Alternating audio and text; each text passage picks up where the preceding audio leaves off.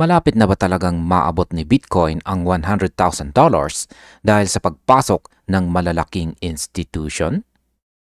Sa kasalukuyan, malinaw na hindi na basta speculation ang galaw ni Bitcoin.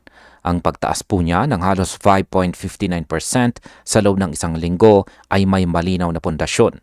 Isa sa pinakamalaking dahilan ay ang institutional consolidation, kung saan ang malalaking kumpanya at pondo ay unti-unting nag-iipon sa halip na mag-trade ng panandalian. Dagdag pa rito ang paglamig ng US inflation na nagbibigay ng mas komportableng environment para sa risk assets tulad ni Bitcoin.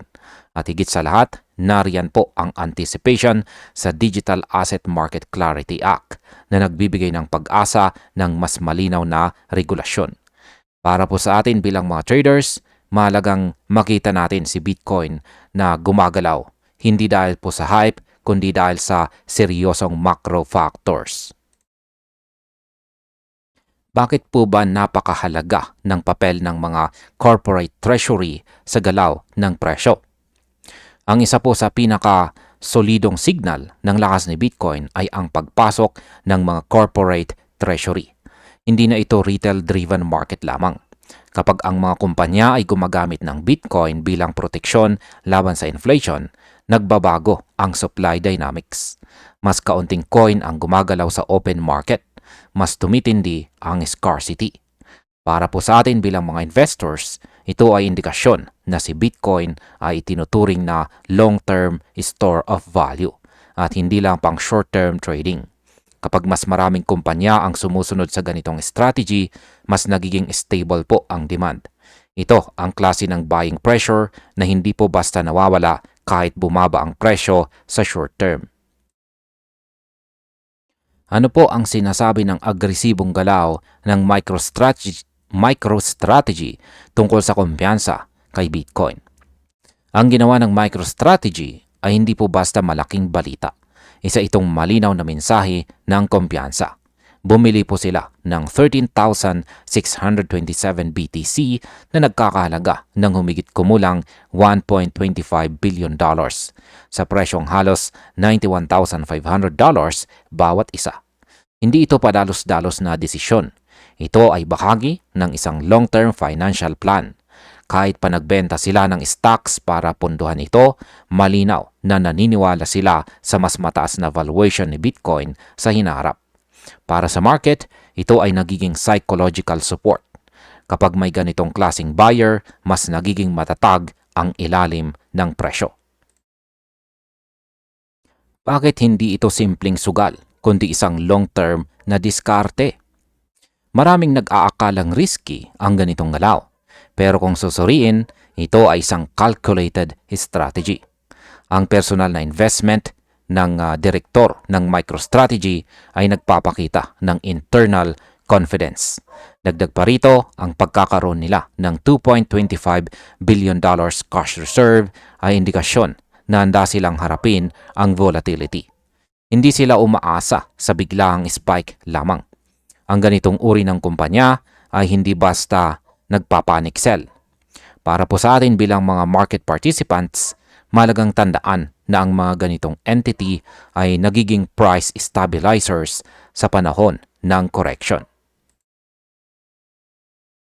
Paano naman po binabago ng spot Bitcoin ETF ang takbo ng market? Ang pagpasok po ng spot Bitcoin ETF ay isang malaking structural change. Sa isang araw lamang, may $697 million net inflows na nagpapakita ng matinding institutional demand. Ang mga ETF na ito ay nagsisilbing liquidity floor, sumasalo sa sell pressure ng retail. Kapag may gustong magbenta, may handang bumili. Para sa market, ito ay nangangahulugan ng mas kontroladong volatility. Para sa atin, mas nagiging predictable ang galaw ni Bitcoin kumpara sa mga nakaraang cycle. Hindi ito guarantee ng tuloy-tuloy na taas, pero malinaw na mas mature na po ang market ngayon. Ngayon ay ano naman ang sinasabi ng technical analysis sa susunod na galaw ni Bitcoin? Sa technical side, malinaw ang binabantayan ng market. Ang $95,000 at saka $92,000 ay nagsisilbi pong mahalagang support levels. Kapag nanatili si Bitcoin sa itaas ng mga presyong ito, nananatiling buo ang bullish structure. Ngunit ang tunay na hamon ay ang $100,000 psychological resistance. Hindi lang ito numero, isa itong mental barrier para sa mga traders at saka investors. Kapag nabasag ito at nagkaroon ng acceptance sa itaas, posibleng magbukas ang pinto patungo sa mas mataas na presyo. Ngunit kung mabigo, aasahan natin ang consolidation muna. Balitang Bitcoin pa rin po tayo dito. Bakit naniniwala ang ilang eksperto na magtatagal ang pag-angat ni Bitcoin? Ang pagbalik po ni Bitcoin sa itaas ng $97,000 ay hindi po simpleng bounce. Ito ay indikasyon ng muling pagbabalik ng kumpiyansa ng market. Matagal na hindi naaabot ang presyong ito mula pa noong November. Ang ganitong galaw ay kadalasang nagtitrigger ng panibagong interes mula sa sidelines. Para po sa atin bilang mga traders, ito ay nagsisilbing confirmation na buhay pa ang bullish momentum. Hindi man ito agad tuloy-tuloy, malinaw na hindi na ganon kahina ang demand. Kapag napanatili po ang level na ito, mas nagiging posible ang continuation. Paano naman po nakakatulong ang stable inflation at batas sa crypto sa market sentiment? Kapag stable po ang inflation, nagiging mas bukas ang market sa risk assets, kabilang na si Bitcoin. Ang posibilidad po ng interest rate cuts ay nagbibigay ng mas murang liquidity. Dagdag pa rito ang usapin ng crypto legislation. Kahit hindi pa sigurado ang pagpasa, kahit hindi pa sigurado ang pagpasa, ay sapat na ang movement upang palakasin ang sentiment. Para po sa mga investors, mas malinaw po ang rules ay mas kaunting takot. Ito ang dahilan kung bakit unti-unting bumabalik ang capital sa crypto space. Hindi po ito overnight effect, pero ramdam ang unti-unting pagbabago ng pananaw ng market. Bakit nga ba mahalagang bantayan ang crypto-related stocks kasabay ni Bitcoin? Kapag umaangat si Bitcoin, madalas sumusunod ang crypto-link stocks. Ang pag-angat ng Coinbase at saka Strategy ay indikasyon na naniniwala rin ang equity market sa galaw ng crypto. Ito ay cross-market confirmation. Kapag parehong crypto at stocks ay bullish, mas nagiging matibay ang trend. Para sa atin, nagbibigay ito ng mas malawak na konteksto. Hindi isolated ang galaw ni Bitcoin. Bahagi po siya ng mas malaking risk-on environment. Kapag nagsabay-sabay ang mga signal na ito, mas tumataas ang posibilidad na magtagal ang rally. Bakit napakahalaga ng pagbagsak sa $95,000 zone? Ang $95,000 level ay hindi lamang po technical. Isa rin itong psychological zone. Ang matagumpay na pag-break sa itaas nito ay nagpapakita ng lakas ng mga buyers. Kapag ang dating resistance ay nagiging support, nagbabago ang market structure. Para sa mga traders, ito po ay bullish signal. Para sa mga long-term holders, dagdag kumpiyansa ito. Hanggat nananatili si Bitcoin sa itaas ng level na ito, bukas ang posibilidad ng mas mataas na target. Ngunit mahalaga pa rin ang risk management dahil hindi diretso ang galaw ng market. Ano naman po ang ibig sabihin kapag sinabing may legs ang rally? Kapag sinabing may legs ang rally, ibig sabihin ay may tsansang magtagal ito. Hindi lang isang mabilis na spike. Ang ganitong pananaw ay base sa kombinasyon ng fundamentals at saka sentiment. Hindi lang presyo ang umaakyat, pati kumpiyansa ng market. Para sa atin, mahalagang intindihin na ang ganitong rally ay karaniwang may mga pullback. Ngunit hanggat buo ang narrative, nananatiling valid ang uptrend. Hindi ito assurance ng tuloy-tuloy na kita. Ngunit nagbibigay ito ng mas malinaw na framework sa pagdidesisyon. Ano po ang panganib kung hindi agad maipasa ang Clarity Act. Hindi lahat ay siguradong positibo. Ang pagkaantala ng Clarity Act ay maaring magdulot ng short-term uncertainty. Kapag kulang ang boto, maaring umatras ang ilang investors. Para sa market, ito ay posibleng magdulot ng consolidation o pullback. Ngunit mahalagang tandaan na hindi dito lang umiikot ang value ni Bitcoin.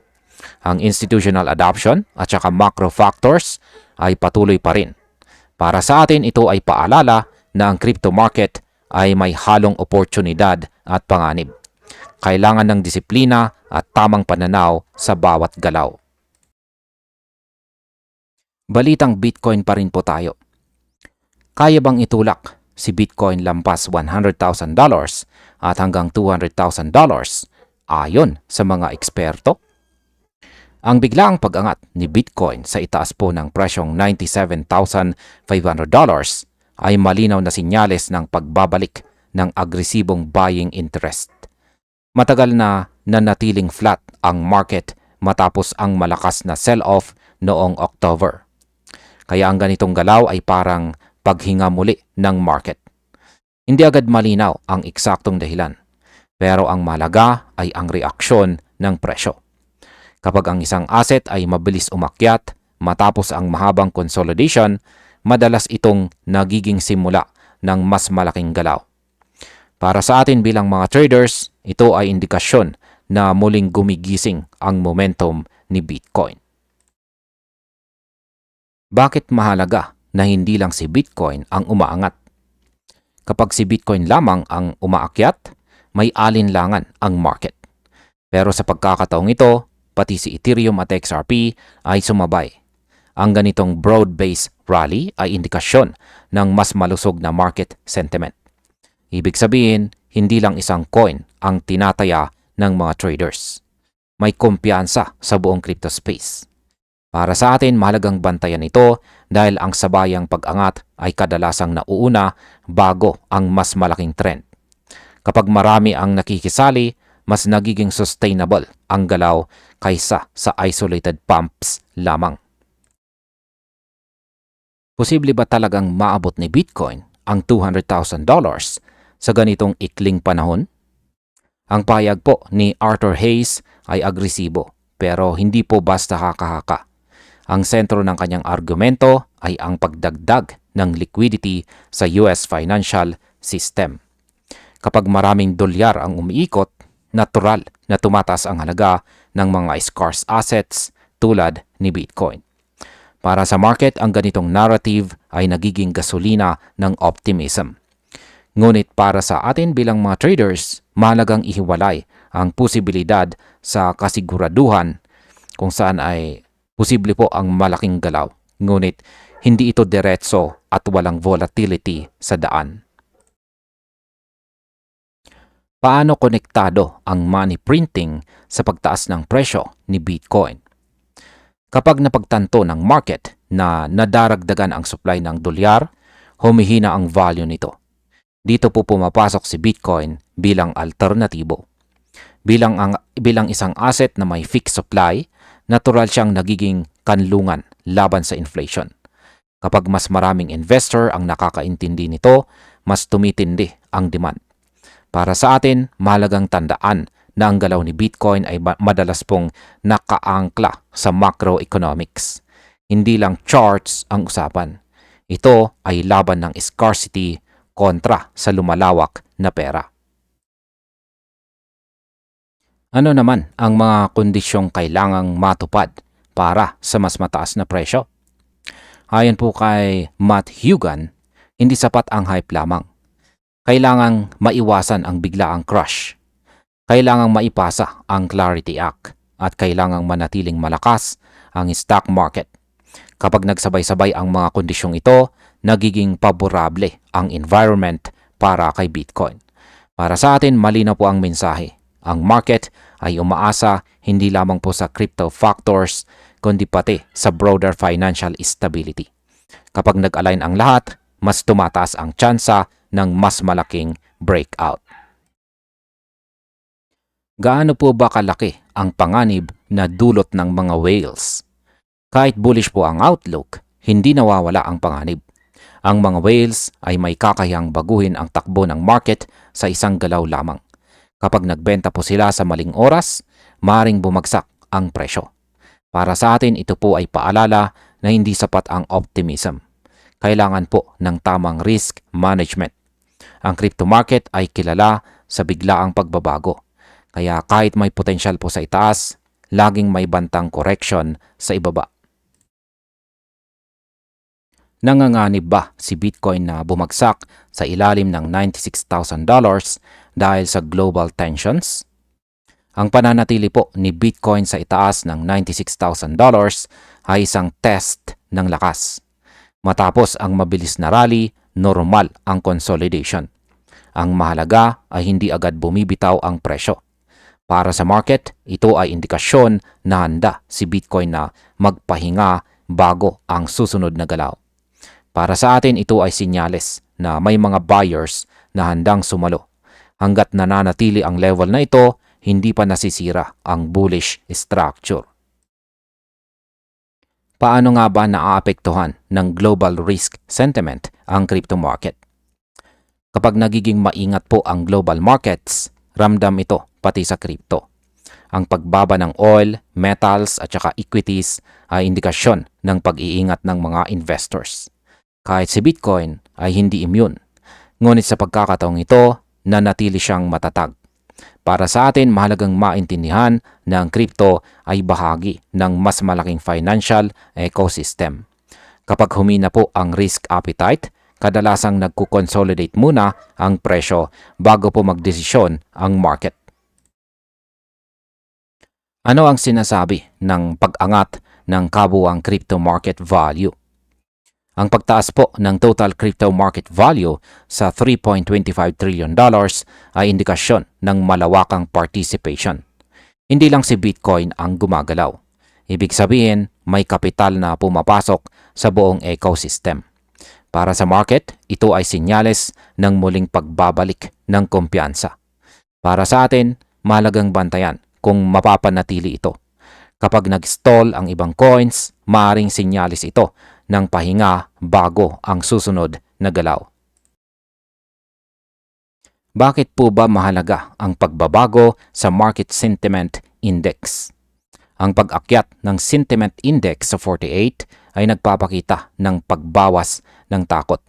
Mula sa sobrang pag-iingat noong 2025, mas handa na ngayon ang mga traders na mag-risk. Para sa atin, mahalagang tandaan na ang sentiment ay madalas nauuna bago ang presyo. Kapag mas nagiging komportable ang market, mas nagiging possible ang continuation ng trend. Ngunit kapag sobra ang kumpiyansa, maaari rin itong maging babala ng overextension. Ano po ba ang ibig sabihin ng pag-clear ni Bitcoin sa mahalagang technical hurdles? Kapag nabasag po ang mahalagang resistance, nagbabago ang landscape ng chart. Si Bitcoin ay nagkaroon ng mas malinaw na daan patungo sa mas mataas na targets. Para sa mga technical traders, ito po ay bullish confirmation. Ngunit ang susunod na hakbang ay acceptance. Kailangan mapanatili po ang presyo sa bagong range. Kung magtagumpay, mas tumitibay po ang trend. Kung hindi, babalik sa consolidation. Dito po pumapasok ang disiplina sa pag-trade. Ngayon ay bakit po ba mahalaga ang consolidation pagkatapos po ng malakas na rally? Ang consolidation ay hindi po kahinaan. Isa itong healthy pause. Matapos po ang mabilis na pag-angat, kailangan ng market na mag-reset. Para sa atin, ito ang panahon ng paghahanda. Hindi lahat ng galaw ay pataas. Minsan ang katahimikan ang naghahanda sa susunod na pagsabog. Hanggat hindi po nasisira ang key levels, nananatiling valid ang bullish thesis. Ang tanong na lang ay kung kailan darating ang susunod na catalyst. Sa balita naman na ito ay bakit nalampasan ni XRP si Bitcoin bilang pinaka-traded asset sa bansang Australia. Ang paglampas po ni XRP kay Bitcoin bilang pinaka-traded asset sa Australia ay hindi po simpleng balita. Isa itong malinaw na sinyales ng pagbabago sa behavior ng mga investors. Hindi ibig sabihin nito na iniwan na si Bitcoin. Sa halip, ipinapakita nito na mas aktibo na ngayon ang market sa pag-trade ng utility-driven assets. Para sa atin, mahalagang makita na ang volume ay madalas nauuna bago ang mas malalaking narrative shift. Kapag mas maraming galaw ang isang asset, mas tumataas po ang atensyon at liquidity nito. Ito ang klase ng signal na hindi dapat binabaliwala. Paano po ba nakaapekto ang Ripple-ODL partnership sa pagtaas ng XRP trading? Ang pagiging on-demand liquidity partner ng BTC Markets kay Ripple ay may direktang epekto. Ang XRP ay hindi lang tinitingnan bilang speculative asset. Isa siyang aktwal na ginagamit sa cross-border payments. Kapag may malinaw na use case, mas nagiging aktibo ang trading. Para sa mga Australian investors, mas nagiging kapaki-pakinabang sa XRP kaysa simpleng store of value. Para sa atin, ito ay paalala na ang utility ay may kakayahang magdala ng tunay na demand. Hindi lang presyo ang malaga, kundi kung paano ginagamit ang asset. Kung malakas si Bitcoin, bakit mas aktibo pa ring i-trade itong si XRP? Kahit na nagpakita si Bitcoin ng 70% surge nitong 2025, iba po ang kanyang papel sa portfolio. Si Bitcoin ay kadalasang hinahawakan, hindi basta tinitrade. Samantalang sa XRP ay mas ginagamit para sa active strategies. Para sa market, malinaw po ang distinction. Si Bitcoin ang pangmatagalan. Sa XRP ang panggalaw. Para sa atin, ipinapakita nito na ang trading volume ay hindi laging sumasalamin sa long-term conviction. Minsan, ito ay indikasyon ng strategy at paggamit. Bakit patuloy na naaakit ang mga traders sa real-world utility na XRP? Ang disenyo ng XRP para sa mabilis at murang transaction ay patuloy na nagdadala ng interes. Hindi lang ito pang investment, isa rin itong functional tool. Kapag ang isang asset ay may malinaw na gamit, mas nagiging relevant ito sa araw-araw na operasyon. Para sa mga traders, ito po ay nagre-resulta sa mas madalas na galaw ng presyo. Para sa mga investors, nagbibigay ito ng narrative na lampas sa hype. Ito po ang dahilan kung bakit nananatiling buhay ang demand kay XRP kahit pabago-bago ang presyo. Ano naman ang ipinapakita ng agwat sa pagitan ng holdings at saka trading volume? Ang katotohanan si Bitcoin pa rin ang pinakahawak pero hindi pinaka-traded ay napakahalaga. Ipinapakita nito ang maturity ng market. Hawak si Bitcoin bilang foundation. Tinitrade sa XRP bilang opportunity. Para sa atin, ito ay indikasyon ng diversification. Hindi na one coin mindset ang investors. Uulitin ko, hindi na po one coin mindset ang mga investors. May malinaw na separation ng roles ang bawat asset. Kapag ganito po ang structure, mas nagiging stable ang ecosystem sa long term. Nasa gitna ba ng transition ang crypto market sa Australia? Ang datos mula sa Australia ay malinaw na nagpapakita ng transition. Mas malalaking trade sizes, mas malawak na participation, mas maingat na capital deployment. Para sa atin, ito ay sinyales na hindi na puro speculation ang crypto. Ito ay nagiging bahagi na ng structured portfolios. Kapag ganito ang direksyon, mas nagiging seryoso ang market. At kapag seryoso ang market, mas nagiging makabuluhan ang galaw ng presyo sa hinaharap. Sa balita naman na ito, ay aalamin po natin kung paano po binabago ng public companies ang supply at future price ni Bitcoin. Ang paghawak po ng mahigit 5.26% ng total supply ni Bitcoin ng mga public companies ay napakalaking bagay. Ito ay direktang tumatama sa scarcity. Kapag mas kaunting Bitcoin ang available sa open market, mas nagiging sensitibo ang presyo sa demand. Para sa atin, mahalagang maintindihan na ito ay structural change. Hindi ito madaling mabawi. Kapag nakalak ang supply sa balance sheets, bumabagal po ang circulation. Ito ang klase ng setup na maaring magtulak ng mas mataas na valuations. Bakit po ba mahalaga ang patuloy na pamumuno ng strategy sa Bitcoin accumulation? Ang patuloy po na pamumuno ng strategy ay nagbibigay ng malakas na signal. Hindi po sila umaatras kahit volatile ang market. Para sa mga investors, ito ay indikasyon ng long-term conviction. Kapag may ganitong kalaking entity na patuloy na bumibili, nagiging reference point ito para sa isang kumpanya. Para sa atin, mahalagang makita na ang institutional adoption ay hindi humihinto.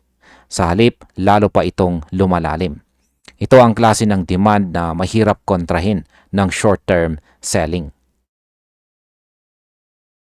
Bakit naman mas agresibo ang corporate buying kumpara sa mga ETF noon? Ang mas agresibong pagbili ng public companies kaysa sa mga ETF ay nagpapakita ng confidence. Ang mga kumpanyang ito ay bumibili gamit ang balance sheets. Hindi po sila umaasa sa daily inflows. Para sa market, ito ay mas matatag na klase ng demand. Para sa atin, ipinapakita po nito na ang Bitcoin ay tinatrato bilang strategic asset, hindi lang financial product. Kapag ganito ang mindset, mas nagiging pangmatagalan ang epekto sa presyo. Ano naman po ang epekto ng long-term holding sa future liquidity ni Bitcoin? Kapag ang supply ay nakalak sa long-term holdings, bumababa po ang liquidity. Kapag bumababa ang liquidity at tumataas po ang demand. Kapag bumaba po ang liquidity at tumaas ang demand, tumitindi ang volatility. Para sa atin, ito ay double-edged sword. May potensyal sa mas malaking upside. Ngunit mas mabilis din ang galaw. Ito ang dahilan kung bakit nagiging mas explosive ang mga breakout ni Bitcoin. Kaunting demand lamang ang kailangan para magdulot ng malaking galaw. Paano naman po gumagana ang basic economics sa kaso ni Bitcoin? Ang prinsipyo ng supply at demand ay malinaw kay Bitcoin. Fix ang supply, lumalawak ang demand. Kapag nagsabay ito, natural ang repricing.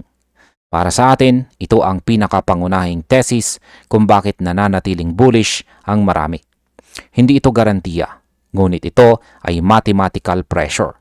Hanggat nagpapatuloy ang adoption, nananatiling buhay ang ideya ng mas mataas na presyo sa hinaharap.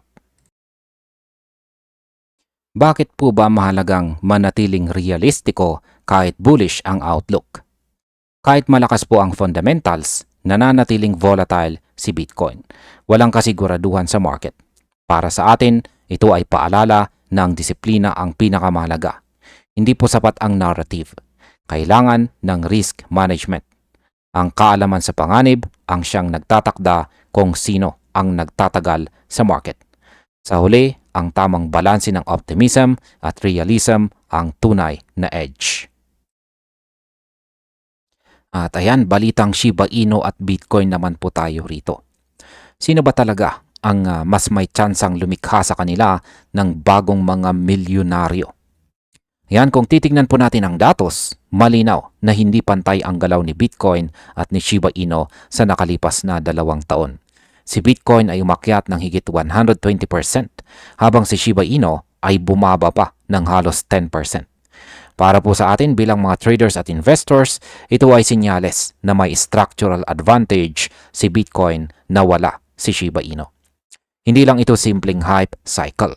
Ipinapakita nito na mas pinipili ng malaking kapital ang asset na may matibay na pundasyon at malinaw na narrative. Habang si SHIB ay umaasa sa community-driven excitement, si Bitcoin ay gumagalaw kasabay ng global macro trends. Sa puntong ito, ang agwat ay hindi na lang presyo, kundi tiwala ng market. Bakit po ba mas pinapaboran ng malalaking institution itong si Bitcoin? Isa sa pinakamalaking dahilan kung bakit lamang si Bitcoin ay ang kanyang limitadong supply na 21 million lamang. Halos lahat nito ay namina na, kaya lalong humihigpit ang supply. Dagdag pa rito, ang 2024 halving ay lalong nagbawas ng bagong Bitcoin na pumapasok sa market. Para sa mga institutions, ito ay malinaw na scarcity narrative. Nang maapurbahan ang spot Bitcoin ETF, mga spot Bitcoin ETF, mas naging madali para sa malalaking pondo na pumasok. Sa mata ng mga bangko at pondo, si Bitcoin ay hindi na experiment. Isa na po siyang digital asset na pwedeng ipahiram, ipuhunan at gawing collateral. Ano naman po ang epekto ng interest rate cuts at saka macro trends kay Bitcoin at saka SHIB? Noong nagsimulang magbawas ng interest rates ang Federal Reserve, muling bumalik ang risk appetite ng market. Ngunit hindi lahat ng crypto ay nakinabang. Si Bitcoin ay mabilis na naka-recover dahil tinitingnan siya bilang digital store of value. Si Shiba Inu naman ay nanatiling halos stagnant. Ibig sabihin nito, kapag pabor ang macro environment, ang mga tunay na demand ang unang gumagalaw. Para sa atin, malinaw po ang mensahe. Kapag bumuti ang kondisyon ng ekonomiya, mas pinapaboran ng market ang kalidad kaysa sa hype. Bakit naman po unti-unting nawawala ang Shiba Inu millionaire dream? Totoo na si Shiba Inu ay minsang naging life-changing opportunity. Ngunit ang tanong ngayon ay kung kaya pa ba itong ulitin? Ang buong supply ni SHIB ay umaabot sa isang quadrillion tokens at mahigit kalahati po nito ay umiikot pa rin. Kaunti lamang ang token burns at mabagal ang ecosystem growth. Ang Shibarium, kahit may potensyal, ay maliit pa kumpara sa ibang layer 2 networks. Para sa market, ito ay sinyalis na mahina ang scarcity at demand mechanics. Realistiko ba talagang gawing $1 million ang Bitcoin investment? Kung tutuusin, hindi rin madali ang millionaire path kay Bitcoin. Kailangan niyang maging mas malaki pa kaysa ginto. Ayon sa mga eksperto, si Bitcoin ay inaasahang gagalaw sa mataas pero kontroladong volatility range. Hindi ito moonshot scenario, kundi wealth preservation at saka gradual growth. Para sa atin, mahalagang maintindihan na ang lakas ni Bitcoin ay nasa stability at saka credibility, hindi sa overnight riches. Sa huli ay sino po ang mas may malinaw na millionaire potential? Kung ikukumpara po ang dalawa, mas malinaw ang direksyon ni Bitcoin. May supply constraint, institutional demand, ETF access, at saka safe haven reputation.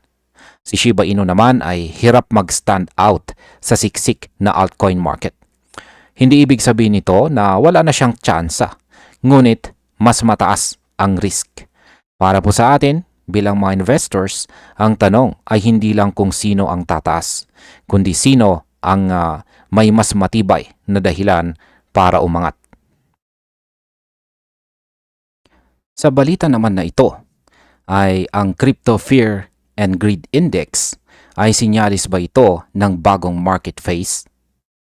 Ang paglipat po ng index sa score na 61 ay malinaw na indikasyon na nagbabago ang emosyon ng market.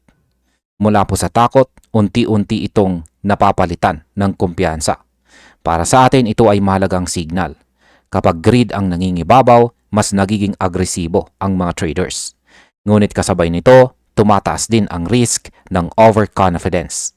Kaya mahalagang hindi lang sumabay, kundi umunawa sa galaw ng sentiment. Paano po ba nauugnay ang sentiment shift sa pag-akyat ni Bitcoin? Hindi po hiwalay ang sentiment sa presyo. Habang umaakyat si Bitcoin, sumasabay ang pagbuti ng market mood. Ang pagbalik po niya sa halos $98,000 ay nagbigay ng psychological boost sa buong market. Para sa maraming traders, ito ay kumpirmasyon na hindi pa tapos ang cycle. Ngunit tandaan, minsan ang greed ay nauuna bago ang correction. Kaya dapat laging may disiplina. Bakit galing sa matinding takot ang market?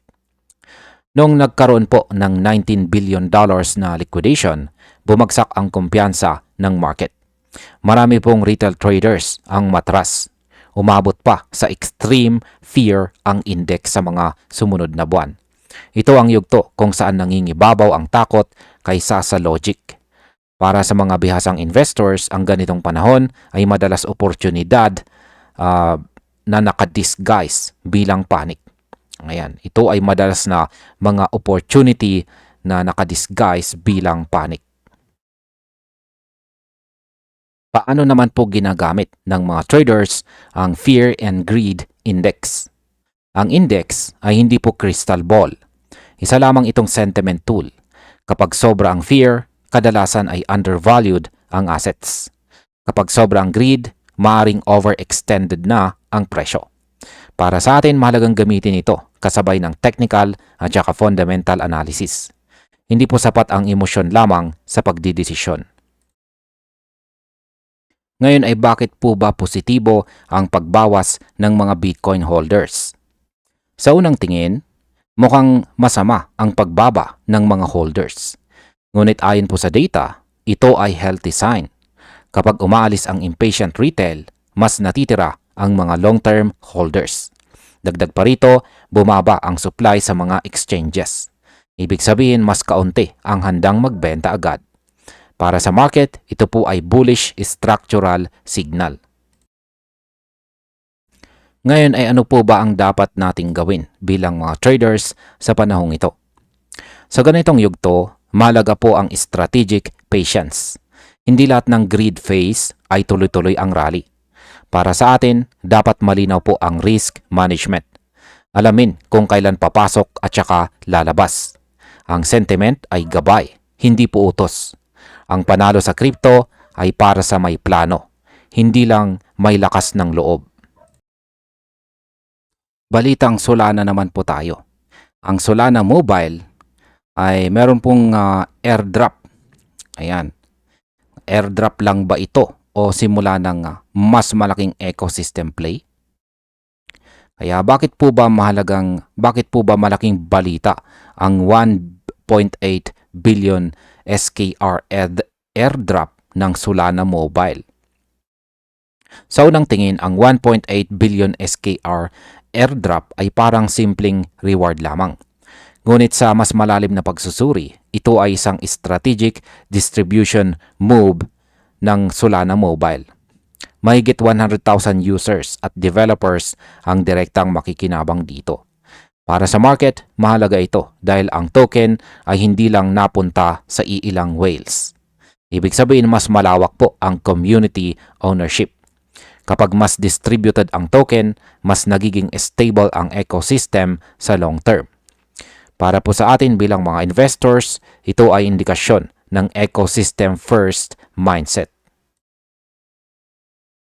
Ano nga ba ang papel ng Seeker phone sa buong estratehiya ng Solana? Hindi po aksidente na nakaangkla ang SKR sa Seeker phone. Ang device na ito ay hindi lang smartphone, kundi gateway papasok sa Web3. Sa halagang humigit kumulang $500, nagiging bahagi ang users ng on-chain ecosystem. Para sa Solana, ito ay paraan para ilak ang user engagement. Kapag ang hardware at token ay magkaugnay, mas tumitibay po ang network effects. Para sa market, ito ay sinyales na si Solana ay seryosong lumalaban sa mobile-first crypto adoption. Paano naman po ipinamamahagi ang SKR at bakit mahalaga ang mga tiers? Ang tiered system ay nagpapakita na hindi lang ownership ang mahalaga kundi aktibong paggamit. Mas mataas po ang engagement, mas mataas ang reward. Ang sovereign tier ay tumatanggap ng 750,000 SKR bawat user na malaking insentibo. Para sa market, ito po ay smart design. Hindi lang speculation ang hinihikayat, kundi real usage ng ecosystem. Para sa atin, mahalagang tandaan na ang ganitong model ay mas sustainable kaysa simpleng airdrop hype. Ano po ang market impact ng staking feature pagkatapos ng airdrop? Ang agarang staking availability ay critical. Ibig sabihin, hindi po agad mapupunta sa exchanges ang lahat ng tokens. Kapag mas maraming nag-stake, bumababa ang circulating supply. Para sa presyo, ito po ay potential supply shock. Para sa ecosystem, nagkakaroon ng dahilan ang mga users na manatili.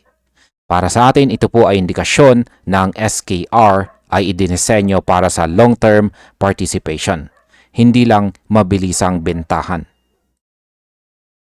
Bakit po ba mas mahalaga ang infrastructure kaysa airdrop hype? Natuto po si Solana sa nakaraan. Ang Seeker ay hindi lang rewards device. May focus ito sa dApp Store at saka back-end infrastructure. Para sa market, ito po ay mahalagang shift. Ang value ng token ay hindi lang galing sa airdrop, kundi sa real utility. Para sa mga investors, mas mahalaga po ang ecosystem na may gumagamit kaysa token na puro hype lamang. Bullish o risky ba ang SKR sa mata ng mga investors? Ang 20% distribution ay parehong oportunidad at saka panganib. Malaki po ang community ownership, ngunit may dilution risk. Para sa atin, ang magiging direksyon ng SKR ay nakadepende sa adoption ng Seeker phone. Kapag lumawak po ang user base, lalakas ang token. Kung hindi, mananatili itong niche asset. Kaya ang tunay na tanong ay hindi ang airdrop, kundi kung gagamitin ba ito ng market. Coinbase versus crypto bill. Proteksyon ba ito o banta sa industriya? Malinaw po ang paninindigan ni Brian Armstrong. Mas mabuti pa raw ang walang batas kaysa sa maling batas. Para sa Coinbase, ang kasalukuyang draft ay mas makakasama kaysa makakatulong. Para sa industriya, ito ay malakas na signal. Kapag ang pinakamalaking US exchange ay umatras, ibig sabihin may seryosong problema sa panukala.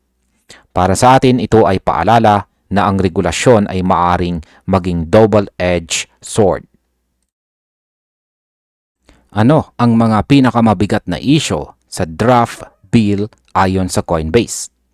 Isa po sa pinakamalaking issue ay ang posibleng de facto ban sa tokenized equities.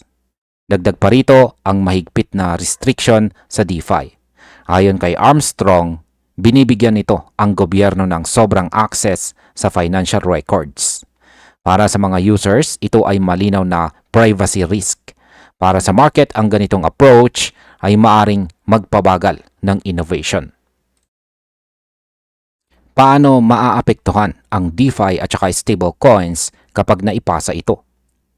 Kung mawawala ang stablecoin rewards, mababawasan ang competitiveness ng crypto laban sa mga bangko.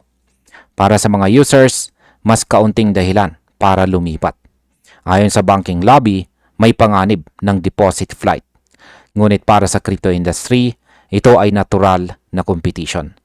Para sa atin, malinaw na ang laban ay hindi po teknolohiya, kundi kontrol sa kapital.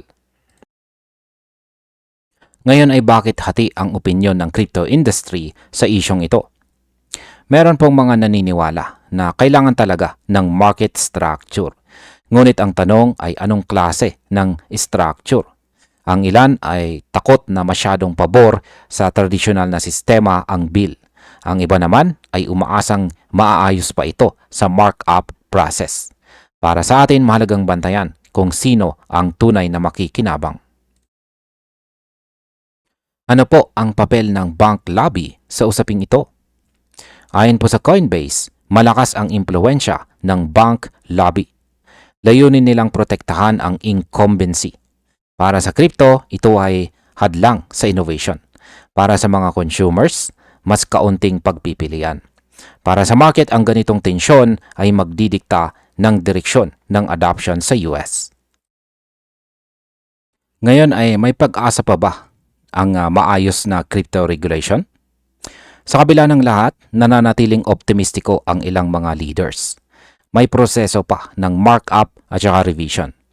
Para sa atin, mahalaga po ang tamang balanse sa pagitan ng proteksyon at saka innovation. Ang maling batas ay maaari pong pumigil sa growth o paglago.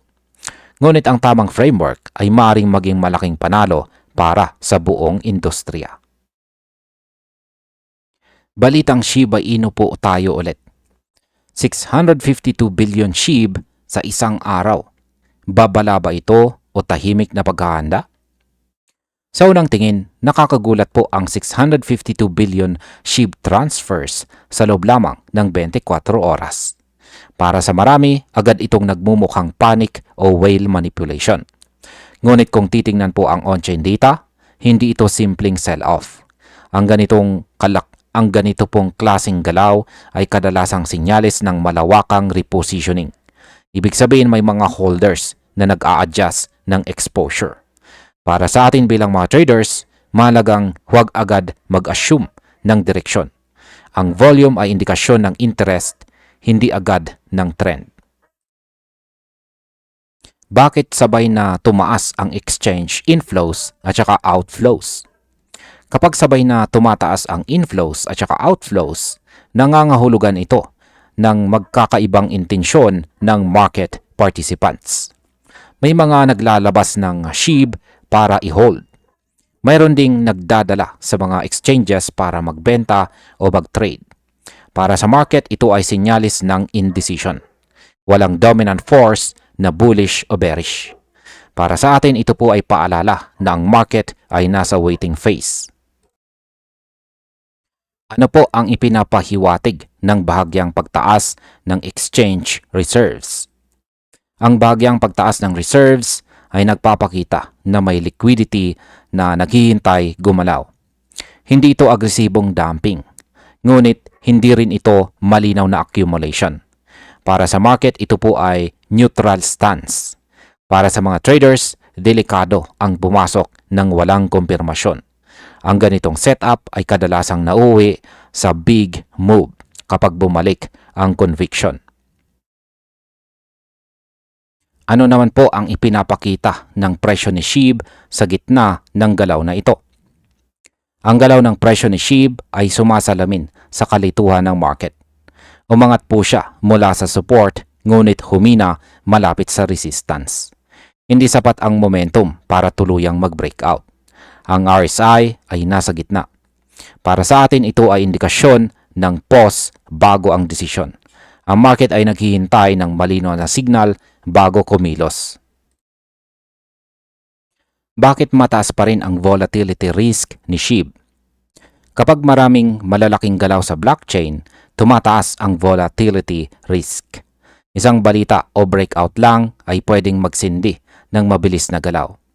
Para sa mga traders, ito ay opportunity at saka panganib. Para sa mga holders, ito ay test ng conviction. Ang liquidity na ito ang magiging gasolina ng susunod na galaw ni SHIB. Ngayon ay nasaan ngayon ang totoong kalagayan ni Shiba Inu? Sa ngayon si Shiba Inu ay nasa equilibrium. May demand ngunit may resistance. Hindi pa tapos ang kwento, ngunit hindi rin malinaw ang direksyon. Para sa atin mahalaga po ang patience at saka confirmation. Ang susunod na galaw ay magdidepende sa kung paano po gagamitin ng market ang umiikot na liquidity. Sa balitang ito ay pag-uusapan naman po natin ang tungkol kay XRP, ADA at saka Solana. At ang malaking tanong sa balitang ito ay bakit kinuwestiyon ang pagpili sa kanila. Hindi ang assets ang tinira ni Charles Hoskinson, kundi ang proseso. Ayon sa kanya, walang malinaw na criteria. Para sa market, mahalaga po ang transparency. Kapag arbitrary ang decision, nagiging playground ng speculation ang presyo. Para sa retail investors, kadalasan sila ang huling pumapasok at unang nasasaktan. Ano po ba ang problema kapag walang objective standards? Kapag walang malinaw na pamantayan, nawawala ang tiwala. Hindi alam ng market kung bakit napili ang ilan at naiwan ang iba. Para sa mga traders, ito ay nagbubukas ng pinto sa front-running at saka manipulation. Para sa industriya, ito ay reputational risk. Ang crypto ay nangangailangan ng malinaw na rules, hindi po sorpresa. Paano naging extractive ang market reaction ayon kay Hoskinson? Ayon kay Hoskinson, may mga kumita sa loob ng maikling panahon habang ang iba ay naiwan. Ito ang tinatawag na extractive behavior. Hindi ito healthy para sa industriya. Ang ganitong galaw ay sumisira sa long-term trust. Para sa atin, mahalagang maging alerto sa mga politically driven announcements. Bakit hindi umaasa sa XRP sa political announcements? Ang lakas ng XRP ay nasa real-world utility. Ginagamit na siya sa cross-border settlements. May umiiral na liquidity corridors. Hindi ito nakadepende sa kung sino ang nasa pwesto.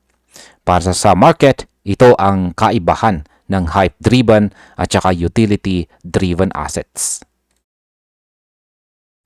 Ngayon ay ano ang naging positibong resulta pagkatapos ng announcement?